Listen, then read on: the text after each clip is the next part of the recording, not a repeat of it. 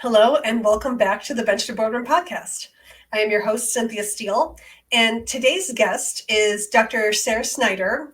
She's a PharmD who is the co-founder of MSL Mastery and Aspire MSL, as well as an executive recruiter for the Carolan Group. Sarah got her PharmD from Drake University in May of 2000 and was one of the only students in her class, if not the only student, who was interested in medical information rather than in patient care.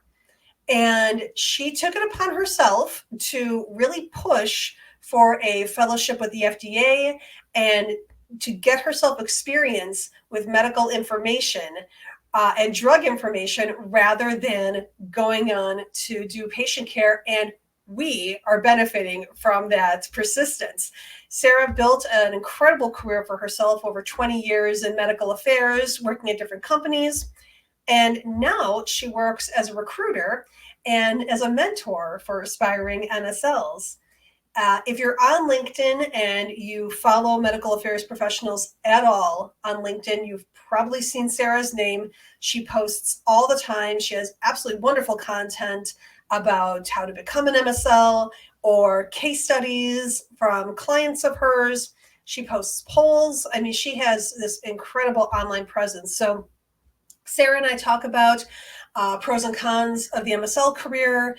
We talk a bit about online branding and how if you don't build an online brand, your online brand is already out there and it's not great because that picture of you is easily 10 years old and it looks terrible. So if you don't build an online brand for yourself, it's already out there and it's not good. Sarah and I have this absolutely wonderful conversation. She is chock full of information and I really think you're going to enjoy it. She also talks about her own podcast, which is about running over 40. She's a guru about fitness and nutrition as well, which is what got her interested in pharmacy. And overall, I mean, I think you're really going to enjoy this episode. So without further ado, my interview with Dr. Sarah Snyder.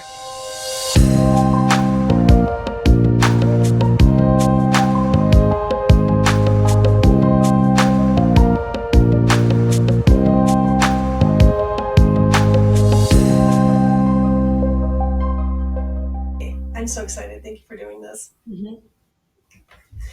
Dr. Sarah Snyder, welcome to the Bench to Boardroom podcast. Thank you. Thank you so much for inviting me to be on. I am so excited to have you here. You're like LinkedIn famous. You're all over my LinkedIn page. That's funny. I'll tell my kids who said that. Mm-hmm. Oh, you'll tell your kids. I think my nieces would say, like, well, you're not really famous unless you're TikTok famous, but that's, I can't handle TikTok. Right. Oh, no, I know. I mean, it's same. Yeah, it's way too much. Mm-hmm. So for my listeners who don't see you on their LinkedIn pages all the time, please introduce yourself. Yeah, for sure. So my name is Sarah, and I'm a pharmacist by training.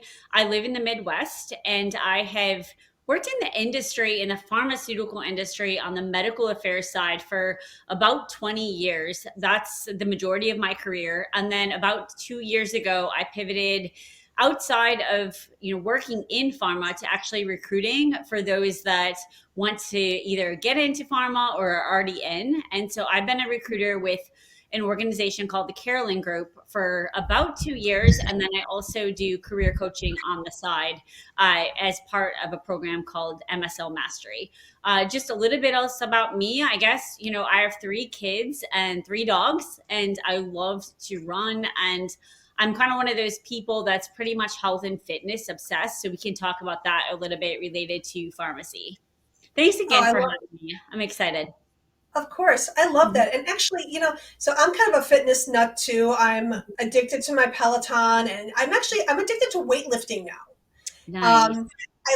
I used to love to run, but then I ended up with a stress fracture. So I'm kind of taking a little bit of a step back from running so often. So the bike's been great for that. But one of the things that I posted about on Instagram recently that I really feel has helped me is I feel like weightlifting has actually helped me get more confident. Mm-hmm. Because I feel like you can't be hoisting these heavy weights around and watching yourself, literally feeling yourself get stronger and yet feel small and weak. Like it's really helped me. kind of feel more confident in my mind and in my body. Do you feel the same way when you do a particularly challenging run? Yeah, and I also have started, I probably started adding strength training maybe 5 years ago more seriously. And I agree. I got a strength coach and learned how to do it properly, and that made all the difference. So I'm with you. You just feel this sense of accomplishment when you continue to increase your weights or your reps, and it's a wonderful thing. Absolutely. And I like how you Hmm. said that you want to make sure you're doing it correctly because, Hmm. we've all been to the hotel gyms and Yeah. there are those guys in the corner like grunting and you're like, "Mm-mm, not going anywhere near Hmm. them."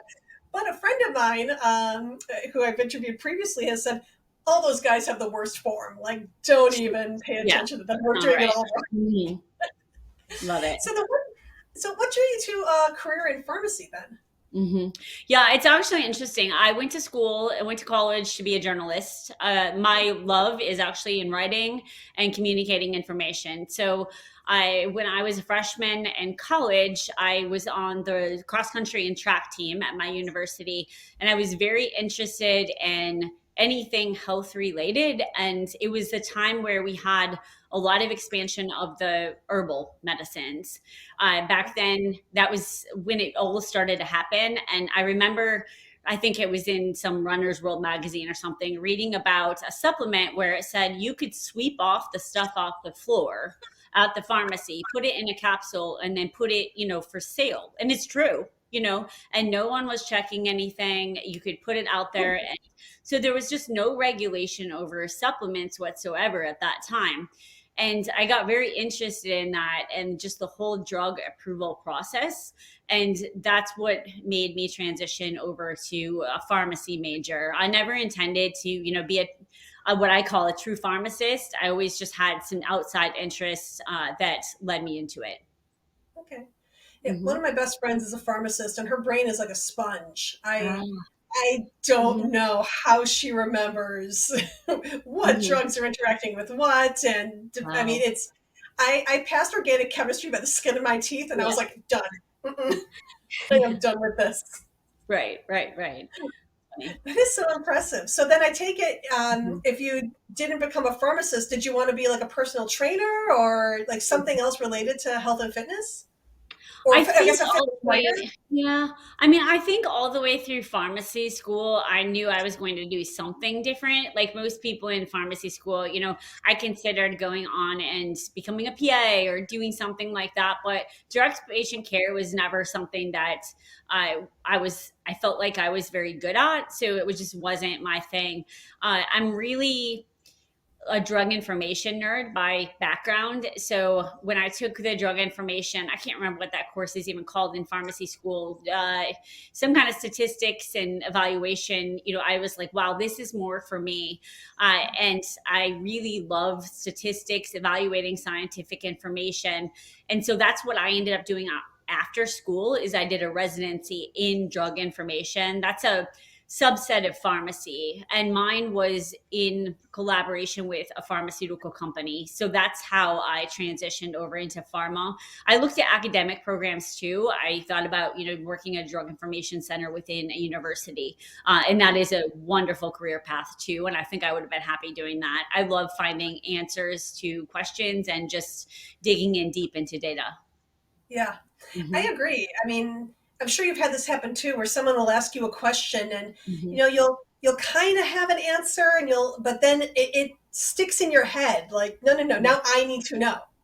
I Yeah. know I've satisfied you, Hmm. but now I need Yeah, I need to totally. know the Hmm. answer. Yes. Hmm. And it's always so cathartic when you're like, oh, yes, I got Mhm. it, or that's Exactly. exactly how this works or that works. Mhm. That's Mhm. that's so neat. I like how you said though that when you were in school, like you just knew that you weren't going Mhm. to work at a Walgreens or at an emergency pharmacy or a hospital pharmacy. Like you knew you wanted to do something Mhm. different. And Mhm. I guess like that, I know for the PhDs that I interview, because you're the first Mhm. PharmD that I've interviewed Okay. on the podcast. Oh, And, yeah. and Mhm. yeah, and all the PhDs that I talked to, I mean, we all had a little sense of guilt, because Mhm. there was a sense of, I guess, I don't know what's the word I'm looking for, almost like obligation. Mhm. You're going to get a PhD and then you're going to teach. You're going to do Mhm. research. You're going to contribute to, either this university or another one, and just contribute to the world of knowledge. And so any of Mhm. us who then went on to do medical affairs or medical writing or anything else, Mhm. communications wise, especially, I mean, I was told when I wanted to become an MSL, my mentor said, you're just going to be a glorified messenger. Like, Yes. do you really want that? And it made me feel so guilty. So out of curiosity, were there a lot of you in your pharmacy school class that kind of felt like patient care is not where I want to be? Or, okay, no. Not at all. Actually, it was exactly the same experience that you're, alluding to. I had that, probably even more so, if that's possible. I went to a Midwest pharmacy school where absolutely industry was not talked about; it was frowned upon, and I actually had to battle even to get a rotation in that area, and I it was, yeah, it was, there was like a wall there. And but I was, sometimes I think when you're young you don't know any better, and I was just really persistent and knew what I wanted, and I didn't care so much that I was met with that kind of animosity. Sometimes I wish I had more of that now, right, where you just, Right.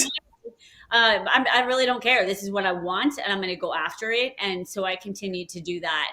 And the way that I was able to set myself apart for my applications, even for my residency, since it did include an industry component, was to get a rotation at FDA. And my school didn't do rotations with FDA. So that's where I really had to. This is back when, the internet wasn't as easily accessible, and you had to write letters, and you had to, verbally make phone calls and things like that. So Mhm. for those people out there that are, thinking, gosh, this path isn't easy, it's really not. And it's, maybe a little bit easier now, but it's definitely worth it. So, Yeah. Yeah, for sure. My husband grew up in Indiana, and I think he would say the same thing. It was very much that, like, no, this is where you live and this is what you do, and that type of mentality where he grew up as well. I was lucky enough to grow up in the Chicago metropolitan area, so at least, staying home was still a pretty big area and with a pretty big amount of opportunities. But yeah, Mhm. I Mhm. am very aware of the Midwest, the small town Midwest mindset. So, I mean, good for you Yes. for persevering, though.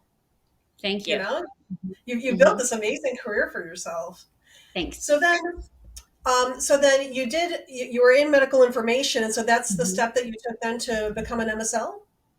Yes. So I was in medical information for a couple years after my residency. And then I did do a 1 year, I call it like just a gap. And it wasn't a gap, but I left industry. I went with a person that I was working with at Eli Lilly that did a small startup in drug interactions and was creating this big database. And Cool. so it was just really cool. And I'm like, I love the idea of being part of a startup. So I followed him. It was about exactly a year. We went around and educated people about the platform, did a lot of things like that. It didn't go so well. So probably about 9 months into it, I was kind of like, should I go back to Lily? And then I'll be honest, I got a recruiter call. And I always tell people the story. Like, I can remember I was upstairs in the loft where I lived, and I remember the recruiter calling and saying, have you ever thought about being an MSL? And at the time, the answer was no. I just thought I'd go back and work internally at Lilly. Mhm. And I left on good terms. So I just, that was the easier thing. But lo and behold, I got to talking to him. The territory was a good fit. The therapeutic area was a good fit, and went through the interview process, and I got the job. So it's not as easy nowadays, I don't think, at all. Right. But back then, it wasn't as competitive, and I did have the DI, the drug information background, that I think served me well. I think that really helps, Mhm. to have at least some degree of expertise in, which is why MSLs have to have a doctorate degree of some kind. Because if you don't understand drug interactions or different drug Mhm. classes, or you don't have a deep knowledge of a disease state, I mean that does make it just that much more Mhm. challenging to really wrap your brain around everything that you're talking about. Agree. So, Agree. so I was a medical science liaison with Bausch and Lomb, and the story is that the MSL team was started by our manager because they had a new antibiotic called Besavance, that Mhm. besafloxacin, that was approved only for bacterial conjunctivitis. But Okay. obviously, topical antibiotics can be used most of the time in context of surgery, before and Mhm. after cataract Mhm. surgery, Mhm. to make sure that Mhm. you don't have any sort of infection. But the sales reps couldn't talk about that. It was only approved Ah, for yes. bacterial conjunctivitis. Mhm. And Mhm. so basically, the manager at the time, he was on the promotional side, and he said, Mhm. we need to come up with like a team or like a group of people who could talk about the drug in all different contexts. And Yeah. the company said, great, you run that team. And that's really Wow. the first implementation of That's a medical wonderful story affairs. too. Yeah. Cool. Yeah, Cool. right? Hmm. I figured as a pharmacist you would appreciate that story. Absolutely. Yeah, no, I mean, that's what MSLs do. That's the educational value that they can bring to a team for sure. Yeah, Hmm. absolutely. So then what was your area of expertise then? And because like mine is ophthalmology, and Hmm. I will talk about Okay. ophthalmology drugs till the cows come home. But like Okay. what was your area of expertise when you first started? Yeah, so at Lilly, I did a lot of different things, but I did have a rheumatology component that was osteoporosis related. And then after that, I would say my entire 20 years was almost all immunology. Rheumatology, I launched Humira for a number of different conditions that are all immunology related. I did do about 2 years in psychiatry, but everything else is on the RA, Crohn's, psoriasis side. It Hmm. the story of Humira actually blows my mind if you think about TNF alpha antagonist, right? Yes, yes, And yes. how many times has it been repurposed? And it seems like it really works beautifully for people. It's amazing. So many different indications. And I think it opened up our understanding of how so many diseases are immune mediated. Back then we just didn't know. And so it's a life changer for sure. That must have been so exciting Mhm. Yeah, no, to it's be part of amazing. It that. was yeah, yes, exactly. Did you get to be part of the clinical trials too? So we were part of the Crohn's, the psoriasis, psoriatic arthritis clinical trials. If you know anything about like psoriasis and psoriatic arthritis wasn't even really a well-known disease back then. So we were part of educating dermatologists on even asking the questions to patients to help them diagnose it and know that it was even a thing. So definitely a lot of education that was done. Yeah. Hmm. That was always my favorite part of being an MSL, the Hmm. education component, you Yep. know, Ditto. especially especially for me in the glaucoma space. You talk about the tissue that drains fluid out of the eye, Mhm, and mhm. most of I would say at least half of ophthalmologists would say like, oh yeah, that's the stuff that you just rip out when it stops working, right? And I would be like, oh, that's what my Wow. doctorate was in. It was Oh so my sad, gosh. Wow. but then the goal was like, no, let's talk. Let me educate you. Look how Mhm, cool these cells are. mhm, And this is why you need this medicine in mhm, particular that we're talking about because it's going to relax those cells. And oh, isn't that mhm, better than just mhm. carving a big hole into it? And those are so much. Oh, yeah. There are. Ophthalmology Crazy. surgical videos can be kind of brutal to watch. Yes. Okay, okay. Yeah. No, it's been no, it was so much fun to just educate Mhm. people on that. And so and I can see it in your face too, because you were also a teacher for a little while, weren't you? You I taught in taught for a year at Butler, so I taught the drug information. Oh yeah, you mentioned your husband was in Indiana, so I was able to teach with another friend of mine. We co-taught the like the drug information and literature evaluation course at Butler. So nice. and then I precepted students on and off throughout the years, but I don't get to do any of that right now. I think Yeah. that part of my career is over just because I do get the opportunity to do so much mentoring now. So it's just a different type. Yeah, that makes sense. Mhm. So Mhm. I agree with you that getting an MSL job is not nearly as easy as, Mm-mm. how you made it sound for you. So Yeah. um I have my theories about why this is such a desirable career path for people, but Mhm. what do you think? Why are people drawn to the MSL career path? Well, I think the number one reason is because it's the one they know about and the one that they hear about. So Yes. people Yeah. think they want to work in the industry, and the only thing they've ever a local MSL in their geography, maybe met with as a clinician. So they see that and they're not aware of the different opportunities. And then, I mean, geography is a big part of this. We know that companies still aren't that open to remote employees. So being an MSL is a career where whether you live in Kentucky or you live in San Diego, like a hotbed for biotechs, you can be a part of it, the pharma industry. Absolutely. Mm-hmm. And, I know from my perspective, it seemed like people like the idea of traveling Yeah. and talking about science and actually Yeah. getting paid for it. Mhm. It does It sound sounds pretty great. glamorous. It sounds amazing. It does. One Mhm. of the things that I try to emphasize to my listeners is, Mhm. yes, you went. Yeah, yes, I went to Hawaii. Yes, Right. Hawaii is beautiful. But I was in tights and high Exactly. heels, going Yeah. from meeting to meeting, Yeah. walking past all the honeymooners and all the day drinkers by Mhm. the pool. Yes, you could say you're in Hawaii, but are you really? It's Totally. just another hotel room. It's just another ballroom. Mhm. Mhm.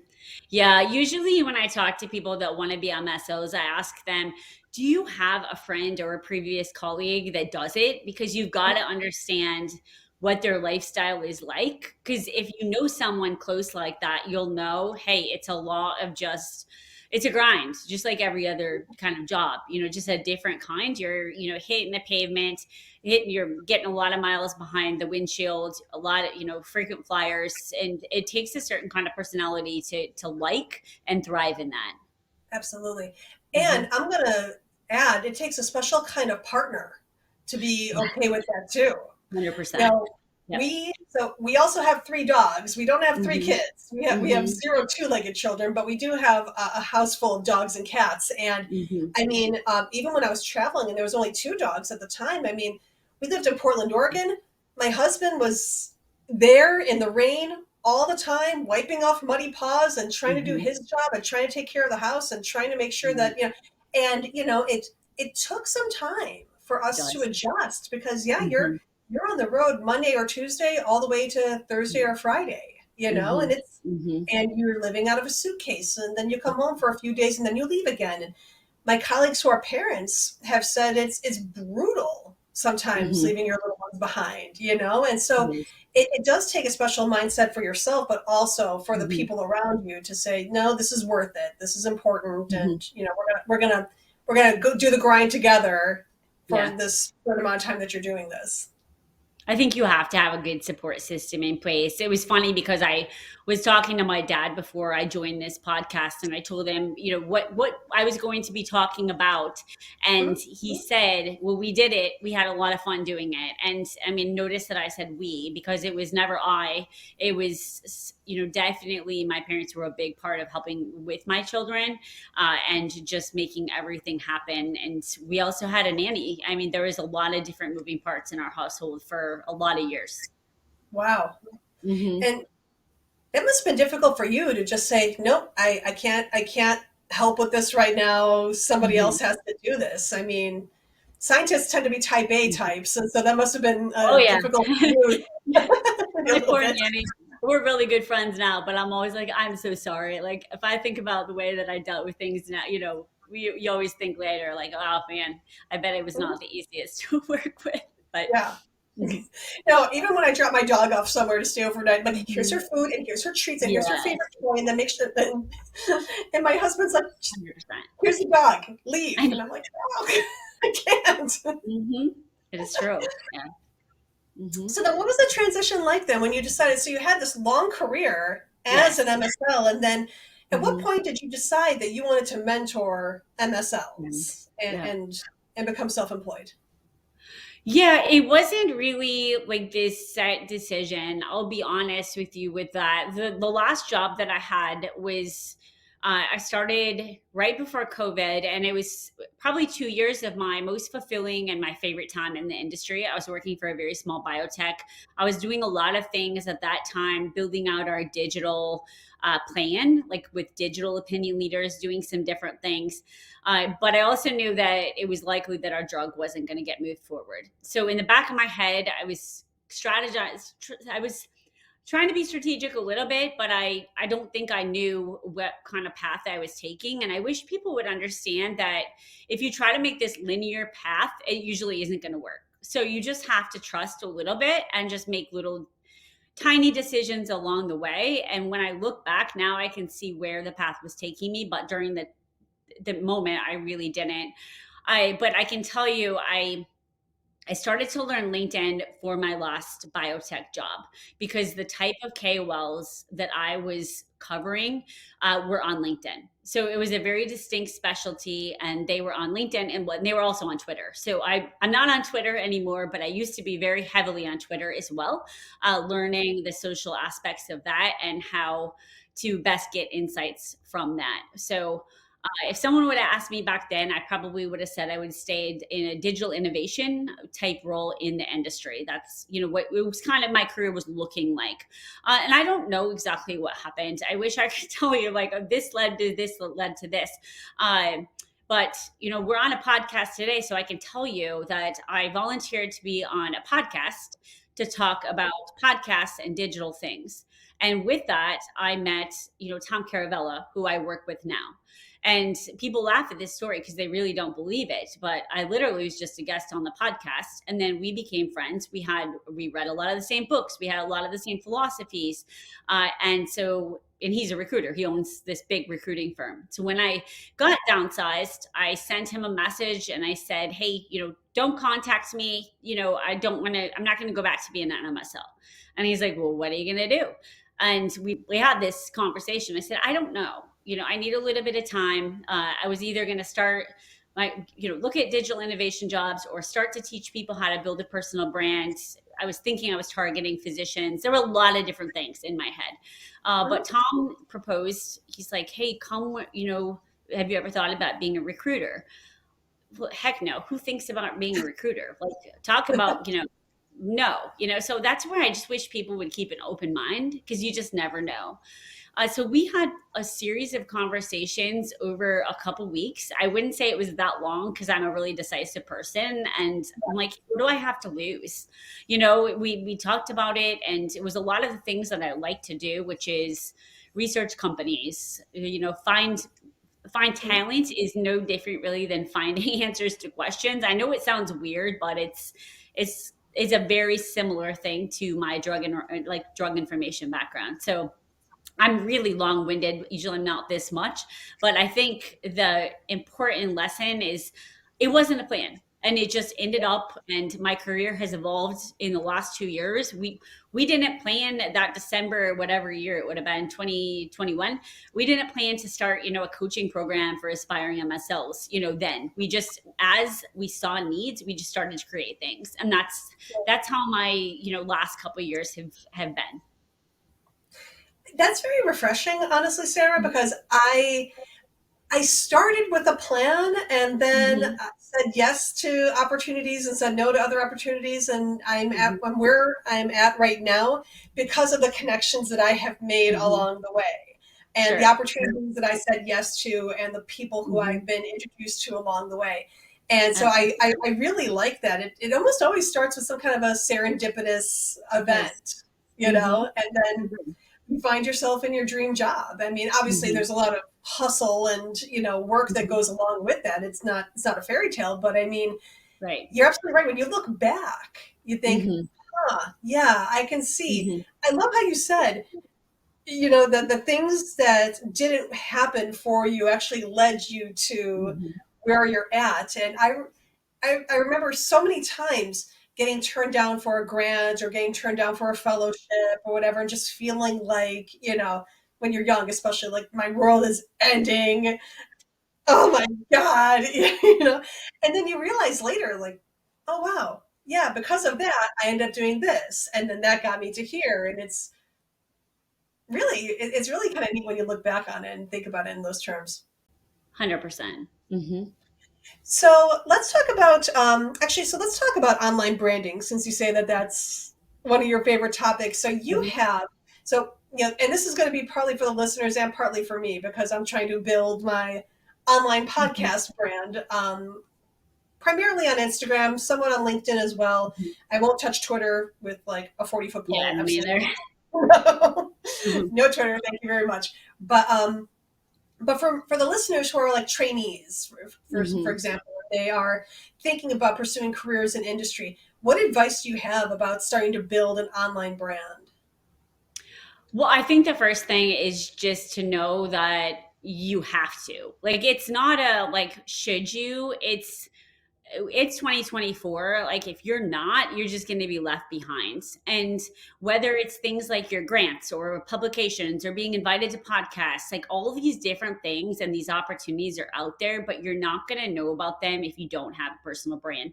And the funny part is you're creating one whether you want to or not. So if you don't have a LinkedIn picture, or you have an old one, or you've got some old things, some junk things showing up if someone Googles you, that's your personal brand. So you do have one. Like, so it's up to you to build it the way that you want to have it. And people say to me almost on a daily basis, well, I'm not a bragger. Like I'm just not into that. Well, it doesn't, personal branding is not like bragging at all. It's about the person that you are and just being transparent and honest about what you can bring and what you do.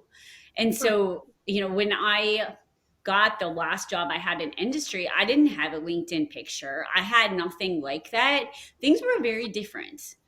But we are in a digital world now. There's just that's the very first thing that an employer is going to do is Google your name. They're going to look you up on LinkedIn. And again, you never know what side opportunities you're going to get because of your brand. So I think just make decisions very carefully about what you put out there, because you can't take it back either.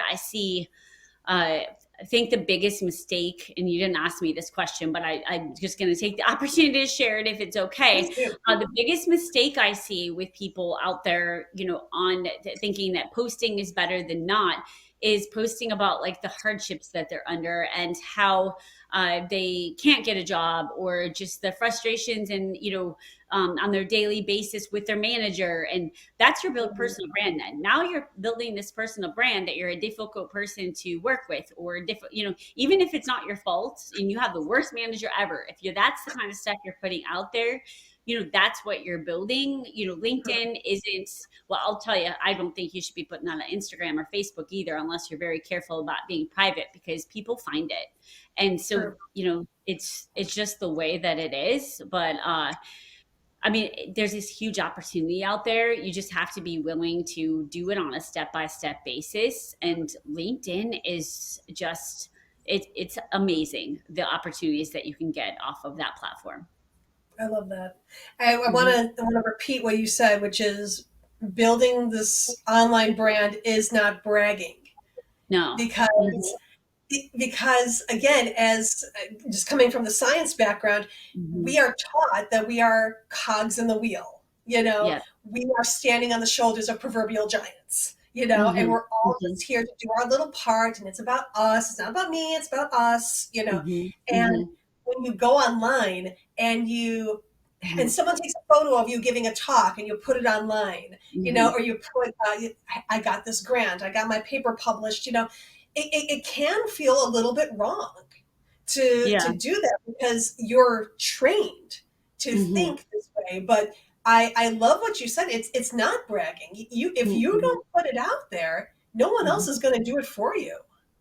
Yeah, no, and the other way to think about it is, if you're putting out your grant or you're putting out that picture of yourself, like how can that benefit someone else? So if you were talking about a specific disease state, can you Mhm. put some educational content out there with it? So then it's not just like, oh, I'm thankful that I was able to present, or I'm thankful that I got published. Like, put out there what the message is that helps the end user, and it looks a lot less braggy and just helpful to the end person.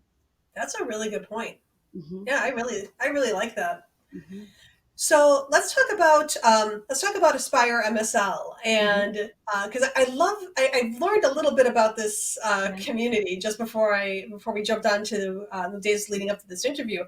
And I don't know, I really like this idea that you have a community of people who are all shooting towards the same goal, and you're kind of supporting each other. So um, could you share some of the best practices, say, for resumes or for interviews? Like, Mhm. because for a lot of people, the hardest part is getting that foot in the door. Yeah. I That's think that, yeah, we sorry. can start with the resume. So I would say my biggest advice for the resume is don't use a service. So like don't send your resume away and have someone do it for you. I like done with you services. Like in our program, we do it with you. Like it's a template, you build it, and then we'll review it. We'll help you with it. But I really think it's important for people not to send it away to this fancy resume service and get it back that has this picture and then these bullets that you can't even really convey, and then you sound different in the interview than you do on your resume. So I like consistency, and that's your personal brand. You're going to be consistent on your resume, your LinkedIn profile, all the way through the interview. Same person. This is you. Like it's not just looking fake on a resume. We want it to portray you. That's the biggest advice I can give on the resume. Well, I'll add one more thing because this is a pet peeve of mine too. It's just Okay. that you don't have to have like this one page resume. You're a PhD. Like your resume shouldn't be a page. Like you've done all these things. I really dislike the idea that you've got to drill it all down and that people won't read it past the one page. We absolutely will.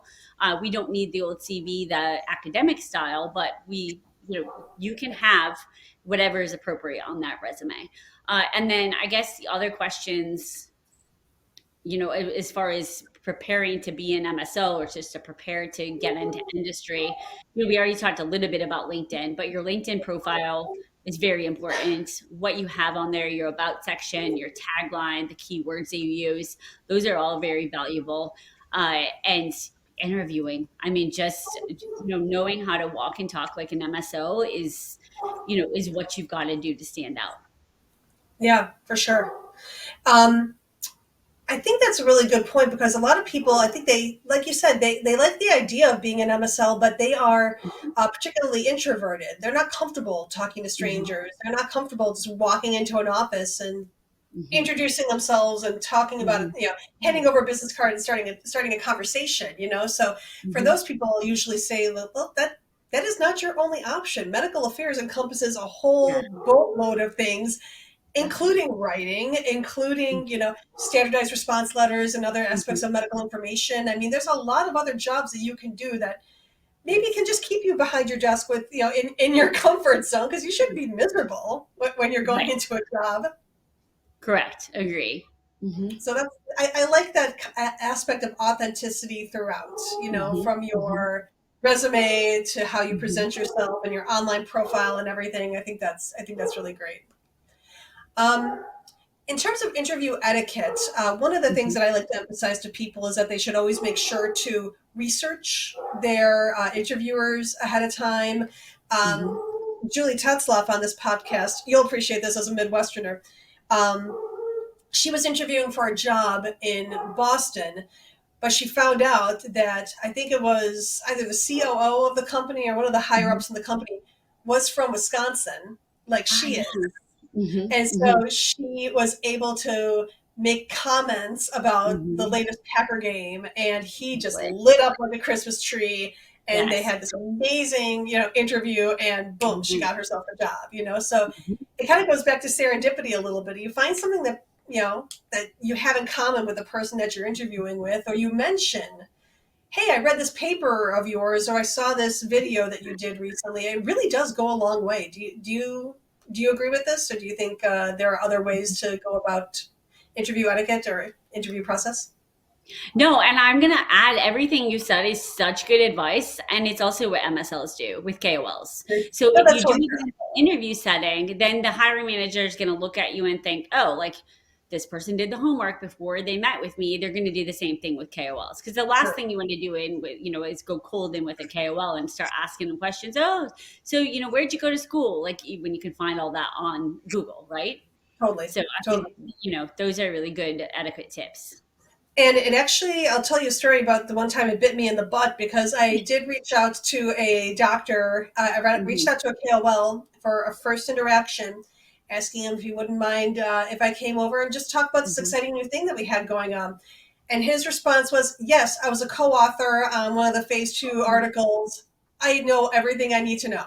Mhm, mhm. And I felt about this big.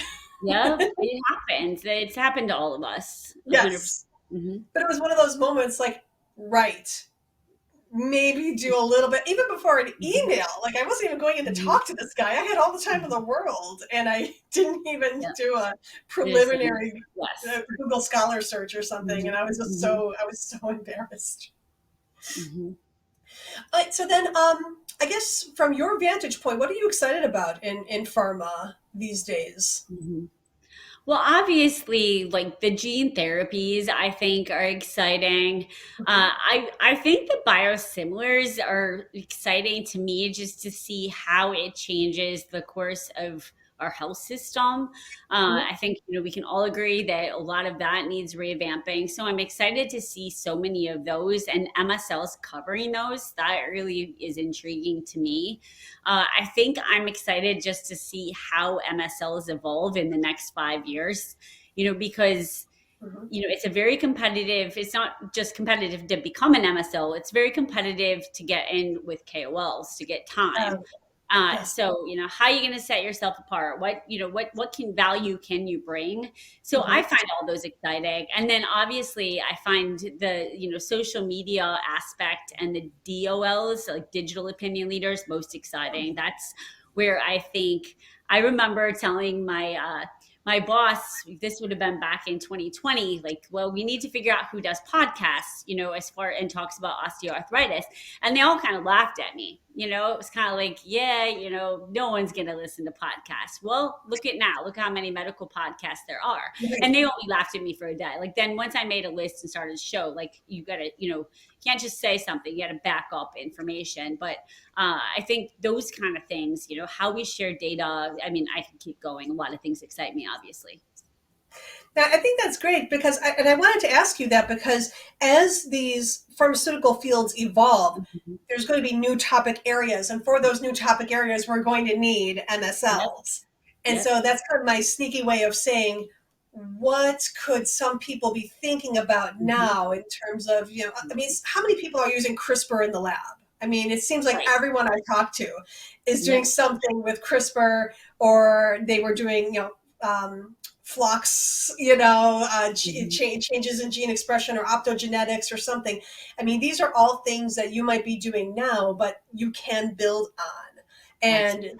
think Mhm. about how this could become a therapeutic and how that would benefit patients Mhm. and what Mhm. would be something that would turn a patient off to this particular therapeutic versus, make them excited Right. about a particular therapeutic, and we would have thought 20 years ago, before we had injectable VEGF inhibitors, and we would have True. thought nobody would get a shot in their eye every Mhm. month. I mean, it sounds like a nightmare, and Mhm. They're doing it's it. Yep. 100%. unbelievable. Mhm. Although Mhm. I always wonder why dentists still somehow are in the 18th century. It's You true. know, we can do the most amazing things, Mhm. but oh my God, I just dentists' instruments look like true. torture devices. Good point. It's so true. It's so true. Mhm. If any of the dental student out there, please do something to make it better For all because of us. Mhm. all of us. I got a root canal a couple of months ago, and I was looking Oh. around because they left me alone for a few minutes. So I was just looking Mhm. around. And what are those? And they literally said, "Don't worry about it." Oh, not good. Not good. Oh, I And they have my asked me if I appointment wanted. coming up, so thanks for the reminder there. Mhm. Well, then they said, "Would you like nitrous?" And I said, "Yes, please." Yeah, for sure. Give me that. Mhm. It's going to be a little extra. That's okay. That's Yeah, okay. Just add it your in. expenses are not Mhm. covered. That's okay. Mhm. So, Agree. in the last few minutes, what do you want us to know about the Carolan Group, and what do you want us to know Mhm. about Aspire MSL? Yeah, yeah. Well, I mean, the Carolan Group is, we are a recruiting firm that focuses on medical affairs. So almost all of the jobs that we get are going to be for experienced medical affairs professionals. So that's number one. I have a lot of people reaching out saying, how can you help me get a job? Probably not. I'm probably going to be your person that's going to be hounding you after you've been in the industry for a couple years. So the Aspire MSL program is that segue because honestly, Tom, the owner of our firm, and I get so many messages on a daily basis just asking, hey, can I pick your brain? Can we have an informational interview? If I did that, I literally would I'd be on the phone 24 hours a day. I would never have any. So we took all of that information, we put it into a course, and that's what Aspire MSL is. So it's a course on how to break into the industry specific to the MSL role. The course does have a lot of live components. So we don't just leave you hanging. We help you step by step with some group coaching. We've got an app so you can get your questions answered. I love the program. I could talk about the program for an hour, so you'll have to shut me up. But the one thing I'll tell you is seeing the people work together and is just life changing, and they're not going against each other because they live in different geographies. So they're giving tips, they're sharing this is what my experience was. They're giving their practice presentations to each other.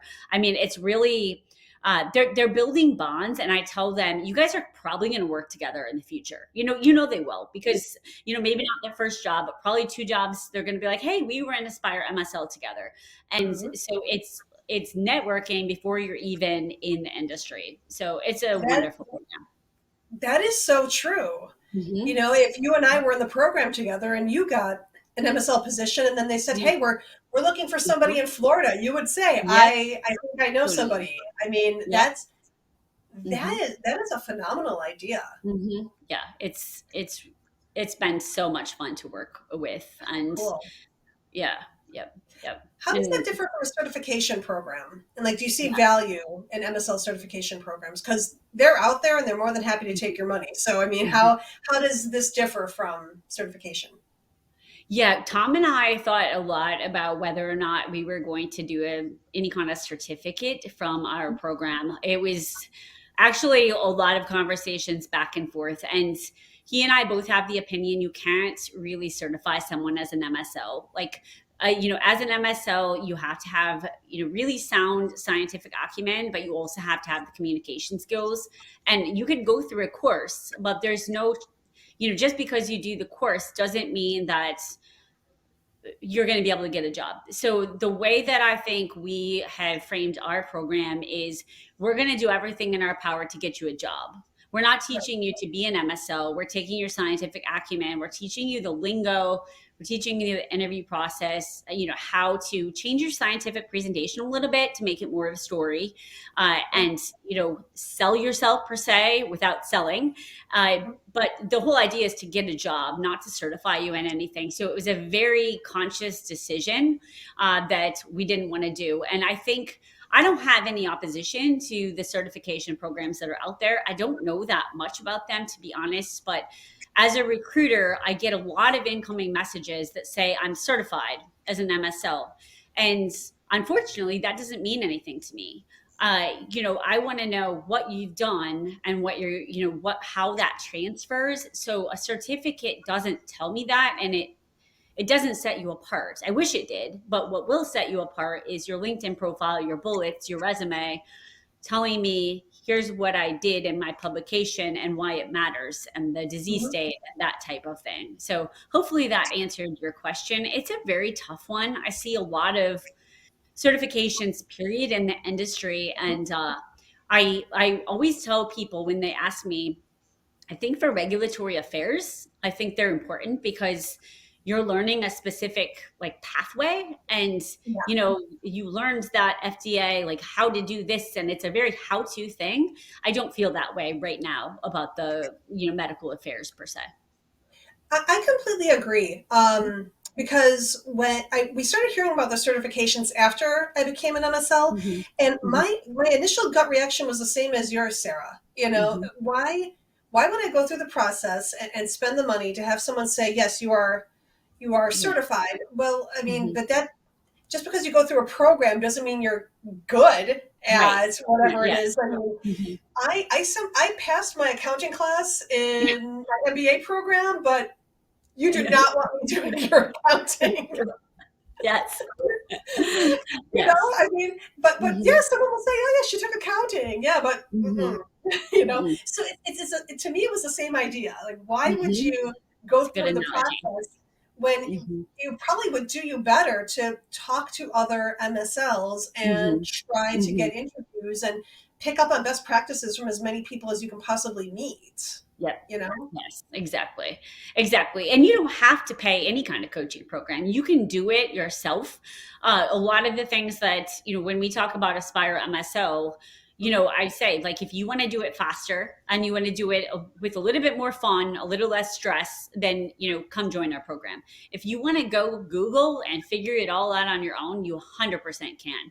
But Yeah. if you want like a roadmap, here to here to get there a little faster, then do it. Yeah. No, Hmm. I think that's absolutely right. What other ways? So, to back up, some of the things that I talk to people about when they ask about networking, because maybe they feel like they don't get a ton of networking options because they don't get to go to a lot of conferences or whatever. I usually recommend that they either look up online communities or they Google, my audience is primarily women. So I'll say, look up like women in STEM conferences in your area, or if there's like women pharmacists, Midwest. And usually there are these types of small little associations. And the Society for Neuroscience has local chapters all over the US, and Women in Ophthalmology is starting to have local chapters, so I feel like those are good opportunities to go meet people, at least on a smaller scale. And you either talk to the vendors or you talk to some of the other doctors. And I mean, I would be hard pressed to find anybody who would look at me and say, "Why are you asking me what I do?" I mean, everyone seems so. If you go up to a vendor and say, "Excuse me, I'm interested in your company. What do you do?" I've never had a single person say, "Please leave me alone." I Totally. mean, Right. so what other recommendations do you have for people who need to practice networking or maybe want to start making Mhm. connections? Well, the last thing you said is probably the most important thing I can, just emphasize, which is you went up to that booth and you asked them about them. So networking is about going and asking the other person for advice or about them. And if you make it that way and you don't go in and say, I'm a pharmacist and yeah, I went to pharmacy school at da da da, and here's my life history, it's probably not going to go very well. But if you go in with questions for them, no matter who the audience is, Mhm. it's hard to mess up. Like if you're Yeah. genuinely interested, so it doesn't matter if it's at your local community center, at your like Iowa Pharmacy Association, anything, you can Mhm. go and you can do it. Just be prepared to ask people about themselves. Everybody likes to talk about themselves, so It's so it's true. but I'll tell you one thing about written networking that I think is a good lesson too, just because so much is virtual now. uh, Mhm. think about the way that you're writing your communication and if you would say that to someone in person. Like if you wouldn't say to someone, can you help me find a job? Like that's probably not going to be the first thing that you're going to say. So like don't write it. And that's a really good way to just change your whole philosophy on online networking too. Agreed. I Hmm. actually think that schools should offer some sort of business communication, email communication course for that Hmm. exact reason. Yes. Yes. Agree. You Yeah. know, I was recently at my alma mater a couple of months ago, and they were talking about how they do have a presentation course, but the only presentations that they practice are the research in progress seminars. You Um, know, and uh-huh, uh-huh, here's how you give a 30-minute version of your dissertation talk and maybe a okay. 10-minute version. And there might be a disease state talk in there, Mhm. but no one seems to talk about how to write a good email, Right. Mhm. how to write a good tweet. I mean, my Yep. husband has to coach me on how to write a good good LinkedIn post, but also a good Instagram post. I'm like, For sure. what am I doing? What am I doing wrong? How do I do Mhm. this? And he's like, you Mhm. are way too verbose in so many of these because I'm still like in that science Yes, writer you. mindset. Uh-huh. So Mhm. I wish colleges and universities would start offering courses like this. I think they would just be immensely beneficial. Very good point. Mhm. Throwing that out there in the universe. Mhm. Mhm. I do not want to take up too much of your time, Sarah. But I mean, is there anything else? Like, if people want to find you, obviously they can find you on LinkedIn. But where can they learn more? Yeah, so you can find me on LinkedIn. It's just Sarah Snyder on LinkedIn. Actually, I guess it'd be Sarah Miller Snyder. So you can probably link to that. And then I do have my own podcast. So I know you mentioned you used to run, you weight lift. So my podcast is the Running After Age 40 podcast, and the website is runningwithgrit.com. So the podcast is all obviously about running after the age of 40. It's more mental and just nutrition, talking, things like that versus, any kind of running, racing information.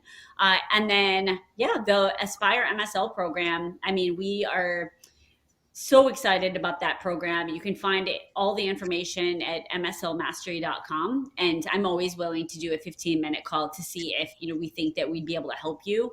And so people can just easily set that up on my calendar. That's wonderful. Dr. Sarah Snyder, thank you so much for your time. We really appreciate you being on the Venture Boardroom podcast today. Thank you so much. This was a lot of fun. Thank you. Thank you so much again, Dr. Sarah Snyder, for joining us. Again, you can find Sarah on LinkedIn. You can find her podcast anywhere you get your podcasts. And do me a favor, please rate and review us on Apple Podcasts or on YouTube. That would be super helpful. And we'll see you next time. Thanks for listening.